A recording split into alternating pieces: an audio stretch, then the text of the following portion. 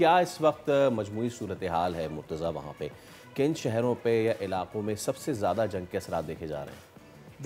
देखिए जंग की जो सूरत हाल है उसके बारे में आपको अंदाज़ा है कि जंग सिर्फ मारने का नाम नहीं है।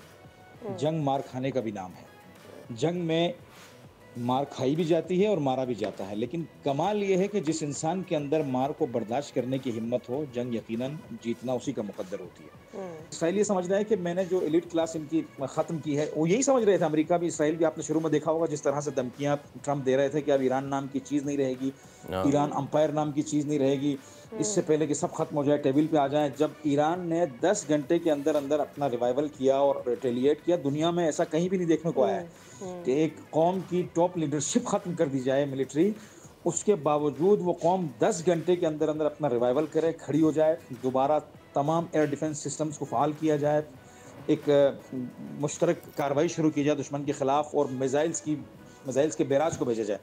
ये हुँ, दुनिया में अभी तक कमाल जंगी मामलात में ईरान को हासिल है। हुँ, और जो सबसे ज़्यादा जिन इलाकों पर जंग मुसल्लत है वो लाज़िम बात है तेहरान है या वो इलाके ईरान के चंद एक वो सूबे इस्फ़हान और कुछ और सूबे के जिनके अंदर एटॉमिक प्लांट्स हैं या मिसाइल डिफेंस सिस्टम या मिसाइल सिस्टम है, उन इलाकों को ज़्यादा हिट और टारगेट किया जा रहा है अभी तक। लेकिन जी, उसके अंदर भी इनके एयर डिफेंस सिस्टम ने अब तक 4 F-35 तैयारे, जिसके बारे में अमेरिका बहादुर का ये दावा था कि हमारा ये तैयारा रेडार के अंदर आता नहीं है, तबाही मचा के निकल जाता है। जिस हुँ, तरह से राफेल के बारे में इंडिया का दावा था।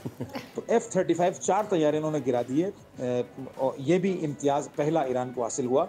और उसके अलावा जितने इनके हुर्मुज़ ड्रोन्स या दीगर जो ड्रोन्स जी, आ रहे हैं, उनकी भी अक्सरियती तादाद को मार गिराया जाता है, चंद एक गिर जाते हैं और फिर उस पर गौगा मचता है। चूँकि ईरान में मीडिया बैंड नहीं है, ईरान ने अभी तक मीडिया बंद नहीं ओह! किया है, ईरान दिखाता है जो वाक़यात हो रहे हैं। हाँ। सब्सक्राइब करें और बेल दबाएं ताकि कोई खबर रह न जाए।